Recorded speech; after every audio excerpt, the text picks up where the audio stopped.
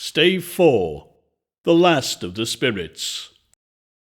The phantom slowly, gravely, silently approached. When it came near him, Scrooge bent down upon his knee, for in the very air through which this spirit moved, it seemed to scatter gloom and mystery. It was shrouded in a deep black garment, which concealed its head, its face, its form, and left nothing visible save one outstretched hand. But for this, it would have been difficult to detach the figure from the night, and separate it from the darkness by which it was surrounded. He felt that it was tall and stately when it came beside him, and that its mysterious presence filled him with a solemn dread. He knew no more, for the spirit neither spoke nor moved. "Am I in the presence of the ghost of Christmas yet to come?" said Scrooge. The spirit answered not, but pointed onward with its hand. "You're about to show me shadows of the things that have not happened, but will happen in the time before us," Scrooge pursued. "Is that so, spirit?" The upper portion of the garment contracted for an instant in its folds, as if the spirit had inclined its head. That was the only answer he received. And though well used to ghostly company by this time, Scrooge feared the silent shape so much that his legs trembled beneath him, and he found he could hardly stand when he prepared to follow it. The spirit paused a moment, as observing his condition, and giving him time to recover. But Scrooge was all the worse for this. It thrilled him with a vague, uncertain horror to know that behind the dusky shroud there were ghostly eyes fixed intently upon him, while he, though he stretched his own to the utmost, could see nothing but a spectral hand and one great heap of black. "Ghost of the future!" he exclaimed, "I fear you more than any spectre I have seen, but as I know your purpose is to do me good, and as I hope to live to be another man from what I was, I am prepared to bear your company, and do it with a thankful heart. Will you not speak to me?" It gave him no reply.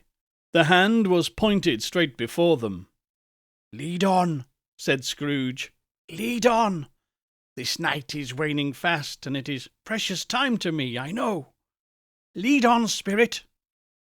The phantom moved away as it had come towards him. Scrooge followed in the shadow of its dress, which bore him up, he thought, and carried him along. They scarcely seemed to enter the city, for the city seemed rather to spring up about them and encompass them of its own act. But there they were, in the heart of it, on 'change, amongst the merchants, who hurried up and down and clinked money in their pockets, and conversed in groups, and looked at their watches, and trifled thoughtfully about their great gold seals, and so forth, as Scrooge had seen them often. The spirit stopped beside one little knot of business men. Observing that the hand was pointed to them, Scrooge advanced to listen to their talk. "No," said a great fat man with a monstrous chin. "I don't know much about it either way. I only know he's dead." "When did he die?" inquired another. "Last night, I believe."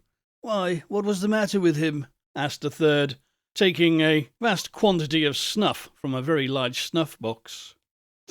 "I thought he'd never die." "God knows," said the first with a yawn. "What has he done with his money?" asked a red-faced gentleman with a pendulous accrescence on the end of his nose that shook like the gills of a turkey-cock. "I haven't heard," said the man with a large chin, yawning again. "Left it to his company, perhaps. He hasn't left it to me, that's all I know." This pleasantry was received with a general laugh. "It's very likely to be a very cheap funeral," said the same speaker, "for upon my life I don't know of anybody to go to it. Suppose we make up a party and volunteer?" "I don't mind going if a lunch is provided," observed the gentleman with the excrescence on his nose.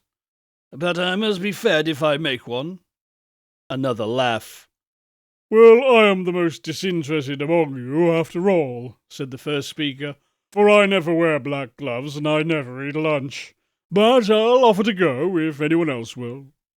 When I come to think of it, I'm not sure at all that I wasn't his most particular friend, for we used to stop and speak whenever we met. Bye-bye."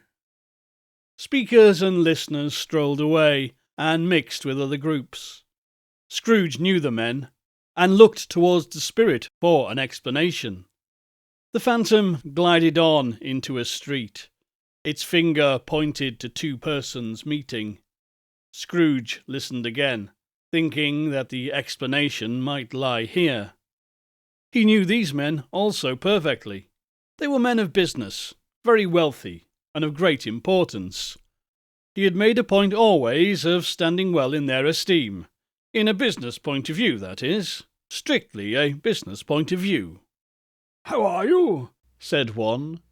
"How are you?" returned the other. "Well," said the first, "Old Scratch got his at last, hey?" "So I'm told," returned the second. "Cold, isn't it?" "Seasonable for Christmas time. You're not a skater, I suppose?" No, something else to think of. Good morning." Not another word. That was their meeting, their conversation, and their parting. Scrooge was inclined at first to be surprised that the spirit should attach importance to conversations apparently so trivial, but feeling assured that they must have some hidden purpose, he set himself to consider what it was likely to be. They could scarcely be supposed to have any bearing on the death of Jacob, his old partner, for that was past, and this ghost's province was the future. Nor could he think of anyone immediately connected with himself to whom he could apply them. But nothing doubting that to whomsoever they applied they had some latent moral for his own improvement, he resolved to treasure up every word he heard and everything he saw, and especially to observe the shadow of himself when it appeared. For he had an expectation that the conduct of his future self would give him the clue he missed, and would render the solution of these riddles easy. He looked about in that very place for his own image, but another man stood in his accustomed corner, and though the clock pointed to his usual time of day for being there, he saw no likeness of himself among the multitudes that poured in through the porch. It gave him little surprise, however, for he had been revolving in his mind a change of life, and thought and hoped he saw his new-born resolutions carried out in this. Quiet and dark beside him stood the phantom, with its outstretched hand. When he roused himself from his thoughtful quest, he fancied, from the turn of his hand, and its situation in reference to himself, that the unseen eyes were looking at him keenly. It made him shudder and feel very cold. They left the busy scene, and went into an obscure part of the town, where Scrooge had never penetrated before, although he recognised its situation and its bad repute. The ways were foul and narrow, the shops and houses wretched, the people half-naked, drunken, slipshod, ugly. Alleys and archways, like so many cesspools, disgorged their offences of smell and dirt and life upon the straggling streets, and the whole quarter reeked with crime, with filth and misery. Far in this den of infamous resort, there was a low-browed beetling shop, below a pent-up roof, where iron, old rags, bottles, bones, and greasy offal were bought. Upon the floor within, there were piled up heaps of rusty keys, nails, chains, hinges, files, scales, weights, and refuse iron of all kinds. Secrets that few would like to scrutinize were bred and hidden in mounds of unseemly rags, masses of corrupted fat, and sepulchres of bones. Sitting in among the wares he dealt in, by a charcoal stove made of old bricks, was a grey-haired rascal, nearly 70 years of age, who had screened himself from the cold air without by a frowsy curtaining of miscellaneous tatters hung upon a line, and smoked his pipe in all the luxury of calm retirement. Scrooge and the Phantom came into the presence of this man, just as a woman with a heavy bundle slunk into the shop. But she had scarcely entered when another woman, similarly laden, came in too, and she was closely followed by a man in faded black, who was no less startled by the sight of them than they had been upon the recognition of each other. After a short period of blank astonishment, in which the old man with the pipe had joined them, they all three burst into a laugh. "Let the charwoman alone be the first," cried she who had entered first. "Let the laundress alone be the second, and let the undertaker's man alone be the third. Look here, old Joe, here's a chance, if we haven't all three met here without meaning it." "You couldn't have met in a better place," said old Joe, removing his pipe from his mouth. "Come into the parlour. You made free of it long ago, you know, and the other two ain't strangers. Stop till I shut the door of the shop. Ah, how it screeches! There ain't such a rusty bit of metal in the place as its own hinges, I believe, and I'm sure there's no such old bones here as mine. Ha ha! We're all suitable to our calling. We're well matched. Come into the parlour. Come into the parlour." The parlour was the space behind the screen of rags. The old man raked the fire together with an old stair-rod, and having trimmed his smoky lamp, for it was night, with the stem of his pipe, and put it in his mouth again. While he did this, the woman who had already spoken threw her bundle onto the floor, and sat down in a flaunting manner on a stool, crossing her elbows on her knees, and looking with a bold defiance at the other two. "What odds, then? What odds, Mrs. Dibbler?" said the woman. "Every person has a right to take care of themselves. He always did." "That's true indeed," said the laundress. "No man more so." "Why then, don't stand staring as if you were afraid, woman. Who's the wiser? We're not going to pick holes in each other's coats, I suppose." "No, indeed," said Mrs. Dibbler and the man together. "We should hope not." "Well then," cried the woman, "that's enough. Who's the worse for the loss of a few things like these? Not a dead man, I suppose." "No, indeed," said Mrs. Dibbler, laughing. "If he wanted to keep 'em after he's dead, a wicked old screw," pursued the woman, "why wasn't he natural in his lifetime? If he had been, he'd have had someone to look after him when he was struck with death, instead of lying, gasping out his last there, alone, by himself." "It's the truest word that was ever spoken," said Mrs. Dibbler. "It's a judgment on him."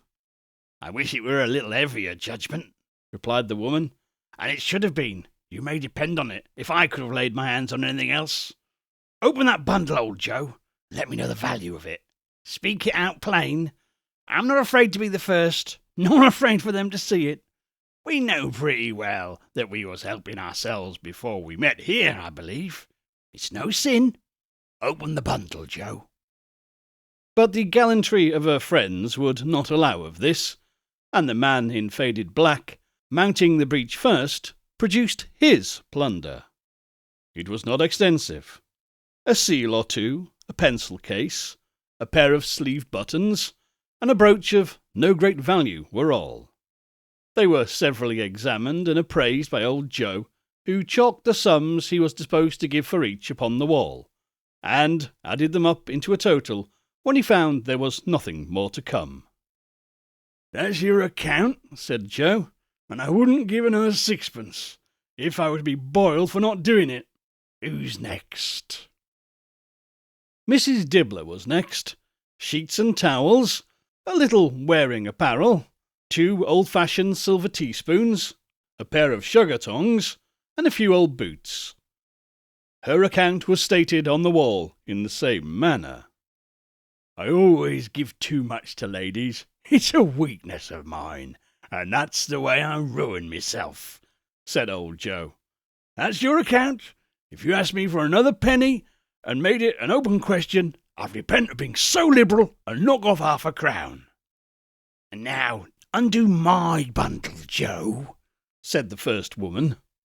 Joe went down on his knees for the greater convenience of opening it, and having unfastened a great many knots, dragged out a large and heavy roll of some dark, heavy stuff. "What do you call this?" said Joe. "Bed curtains."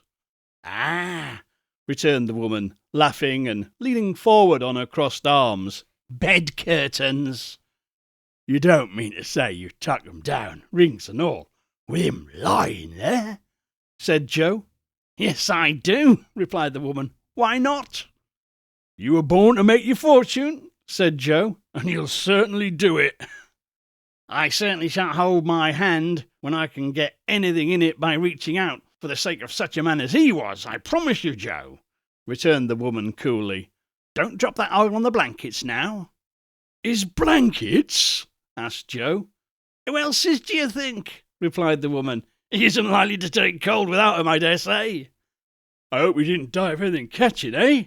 said old Joe, stopping in his work and looking up. "Don't you be afraid of that," returned the woman. "I ain't so fond of his company that I'd loiter about him for such things if he did.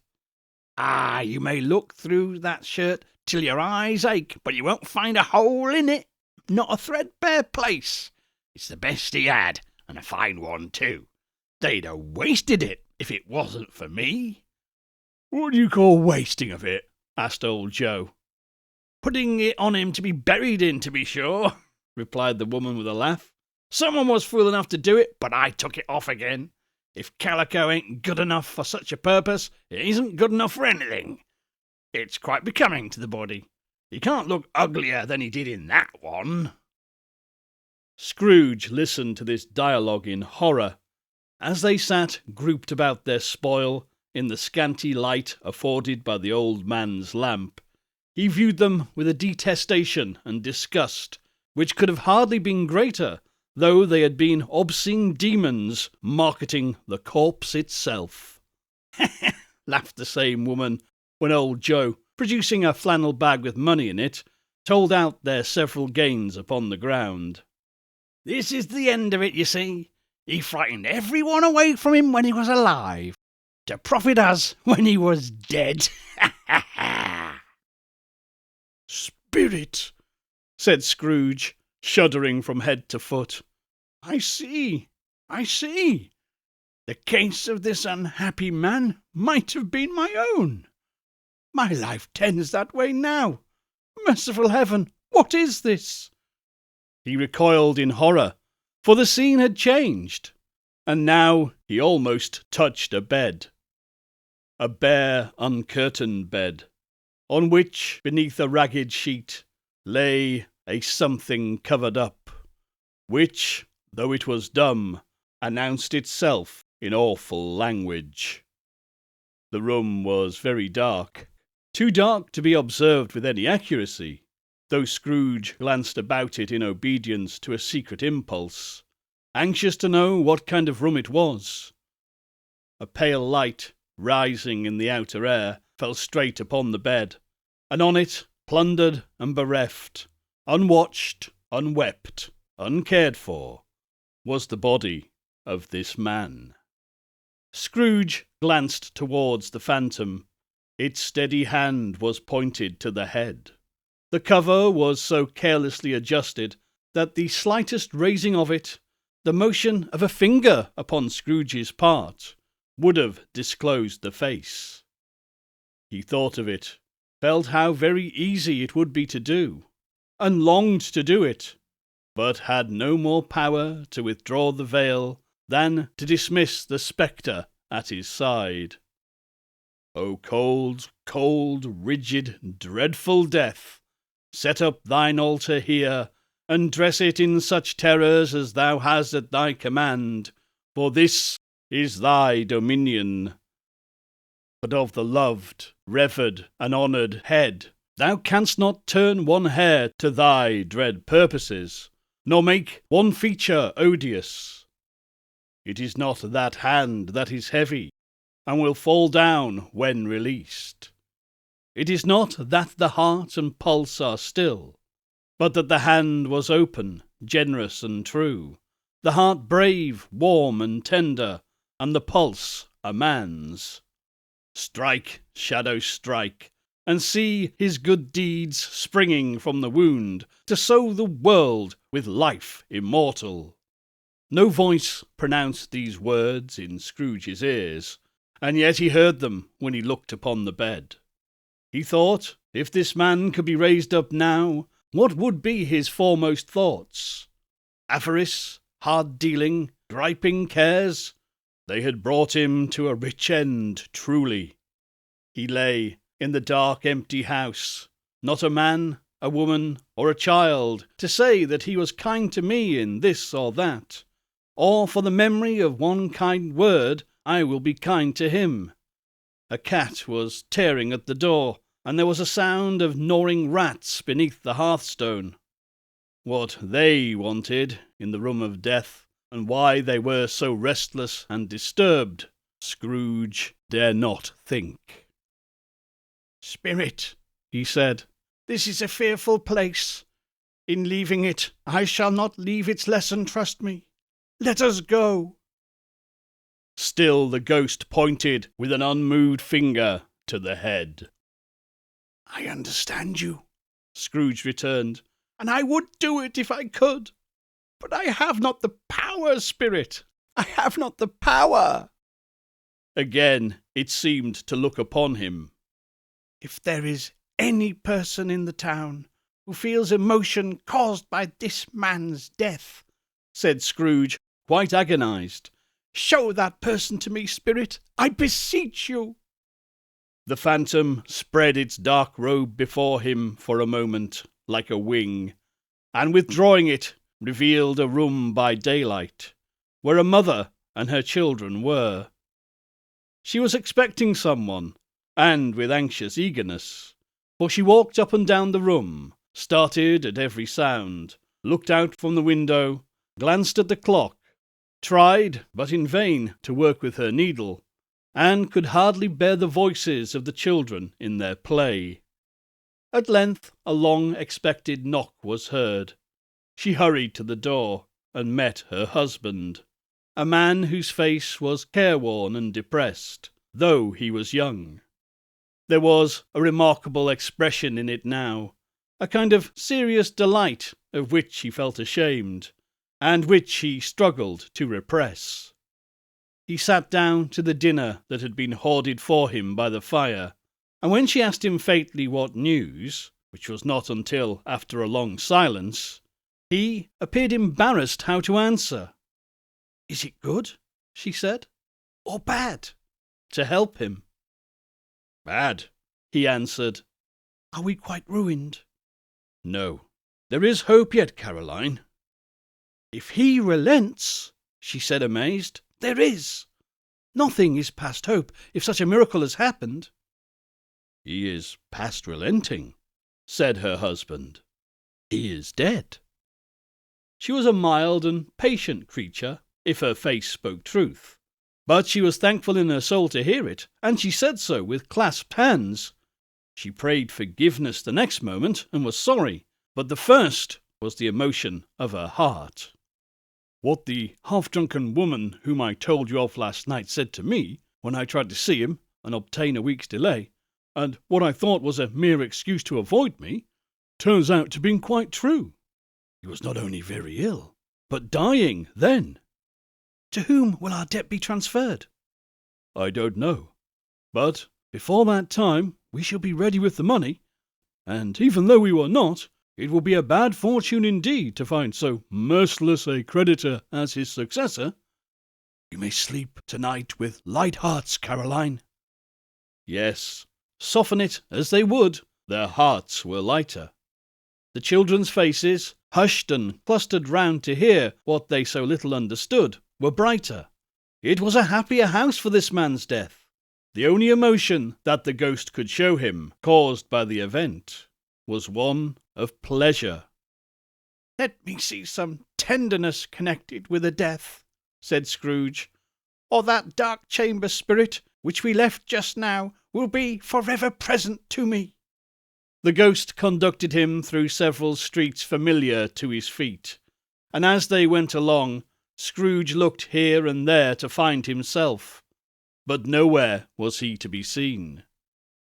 They entered poor Bob Cratchit's house, the dwelling he had visited before, and found the mother and the children seated round the fire. Quiet, very quiet. The noisy little Cratchits were as still as statues in one corner, and sat looking up to Peter, who had a book before him. The mother and her daughters were engaged in sewing, but surely they were very quiet. "And he took a child and set him in the midst of them."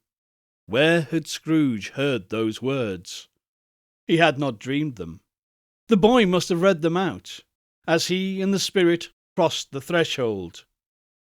Why did he not go on? The mother laid her work upon the table and put her hand up to her face. "The colour hurts my eyes," she said. The colour? Ah, poor Tiny Tim. "They're better now again," said Cratchit's wife. "It makes them weak by candlelight. I wouldn't show weak eyes to your father when he comes home, for the world. It must be near his time." "Past it rather," Peter answered, shutting up his book. "But I think he has walked a little slower than he used these last few evenings, mother." They were very quiet again. At last she said, and in a steady, cheerful voice that only faltered once, "I have known him to walk with Tiny Tim upon his shoulder very fast indeed." "So have I," cried Peter, "often." "And so have I," exclaimed another, and so had all. "But he was so very light to carry," she resumed, intent upon her work, "and his father loved him so, that it was no trouble." "No trouble. There is your father at the door." She hurried out to meet him, and little Bob in his comforter, he had need of it, poor fellow, came in. His tea was ready for him on the hob, and they all tried to help him to it most. Then the two young Cratchits got upon his knee, and laid each child a little cheek against his face, as if they said, "Don't mind it, father, don't be grieved." Bob was very cheerful with them, and spoke pleasantly to all the family. He had looked at the work upon the table, and praised the industry and speed of Mrs. Cratchit and the girls. They would be done long before Sunday, he said. "Sunday? You went to tea then, Robert?" said his wife. "Yes, my dear," returned Bob. "I wish you could have gone. It would have done you good to see how green a place it is. But you'll see it often.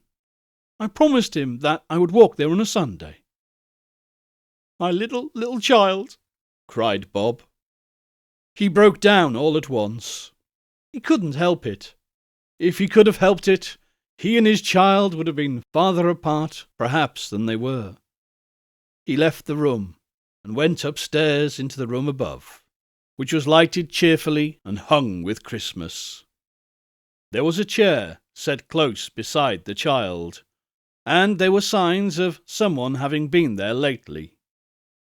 Poor Bob sat down in it, and when he had thought a little and composed himself, he kissed the little face. He was reconciled to what had happened, and went down again quite happy. They drew about the fire and talked, the girls and mother working still. Bob told them of the extraordinary kindness of Mr. Scrooge's nephew, whom he had scarcely seen but once, but who, meeting him in the street that day, had spoken that he looked just a little down, you know, said Bob. Inquired what had happened to distress him. "On which," said Bob, "for he is the pleasantest spoken gentleman you ever heard, I told him." "I'm heartily sorry for it, Mr. Cratchit," he said, "and heartily sorry for your good wife. Now, by the by, how he ever knew that, I don't know." "Knew what, my dear?" Why, that you were a good wife, replied Bob. Everybody knows that, cried Peter. Very well observed, my boy, cried Bob. I hope they do. Heartily sorry, he said, for your good wife. If I can be of service to you in any way, he said, giving me his card, that's where I live. Pray come to me. Now it wasn't, cried Bob, for the sake of anything he might be able to do for us, so much as his kind way that was quite delightful. It really seemed as if he had known our Tiny Tim and felt with us. I'm sure he's a good soul, said Mrs. Cratchit. You would be surer of it, my dear, returned Bob, if you saw and spoke with him. I shouldn't be at all surprised, mark what I say, if you got Peter a better situation. Only hear that, Peter, said Mrs. Cratchit. And then, cried one of the girls, Peter will be keeping company with someone and setting up for himself. Get along with you, retorted Peter, grinning. It's just as likely as not, said Bob, one of these days. Though there's plenty of time for that, my dear. However, and whenever we part from one another, I am sure we shall none of us forget poor Tiny Tim, shall we? Or this first parting that there was among us. Never, father, cried they all. And I know, said Bob, I know, my dears, that when we recollect how patient and how mild he was, although he was a little child, we shall not quarrel easily among ourselves, and forget poor Tiny Tim in doing it. No, never, father, they all cried again. I am very happy, said little Bob. I am very happy. Mrs. Cratchit kissed him, his daughters kissed him, the two young Cratchits kissed him, and Peter and himself shook hands. Spirit of Tiny Tim, thy childish essence was from God. Spectre, said Scrooge, something informs me that our parting moment is at hand. I know it, but I know not how. Tell me what man that was whom we saw lying dead. The ghost of Christmas yet to come conveyed him, as before, though at a different time, he thought. Indeed, there seemed no order in these latter visions, save that they were in the future, into the resorts of business men, but showed him not himself. Indeed, the spirit did not stay for anything, but went straight on, as to the end just now desired, until besought by Scrooge to tarry for a moment. This court, said Scrooge, through which we hurry now, is where my place of occupation is, and has been for a length of time. I see the house. Let me behold what I shall be in days to come. The spirit stopped. The hand was pointed elsewhere. The house is yonder, Scrooge exclaimed. Why do you point away? The inexorable finger underwent no change. Scrooge hastened to the window of his office and looked in. It was an office still, but not his. The furniture was not the same, and the figure in the chair was not himself. The phantom pointed as before. He joined it once again, and wondering why and whither he had gone, accompanied it until they reached an iron gate. He paused to look round before entering. A churchyard. Here, then, the wretched man whose name he had now to learn lay underneath the ground. It was a worthy place, walled in by houses, overrun by grass and weeds, the growth of vegetation's death, not life, choked up with too much burying, fat with repleted appetite. A worthy place. The spirit stood among the graves, and pointed down to one. He advanced towards it, trembling. The phantom was exactly as it had been, but he dreaded that he saw new meaning in its solemn shape. Before I draw nearer to that stone to which you point, said Scrooge, answer me one question. Are these the shadows of things that will be, or are they shadows of things that may be only? Still the ghost pointed downward to the grave by which it stood. Men's courses will foreshadow certain ends. to which, if persevered in, they must lead," said Scrooge. "But if the courses be departed from, the ends will change. Say it is thus with what you show me." The spirit was immovable as ever. Scrooge crept towards it, trembling as he went, and following the finger, read upon the stone of the neglected grave his own name, Ebenezer Scrooge. "Am I that man who lay upon the bed?" he cried upon his knees. The finger pointed from the grave to him and back again. "No, spirit! Oh, no! No!" The finger was still there. "Spirit!" he cried, tight clutching at its robe. "Hear me! I am not the man I was. I will not be the man I must have been but for this intercourse. Why show me this, if I am past all hope?" For the first time, the hand began to shake. "Good spirit," he pursued, as down upon the ground he fell before it, "your nature intercedes for me and pities me. Assure me that I may yet change these shadows you have shown me by an altered life." The kind hand trembled. "I will honour Christmas in my heart and try to keep it all the year. I will live in the past, the present, and the future. The spirits of all three shall strive within me. I will not shut out the lessons that they teach.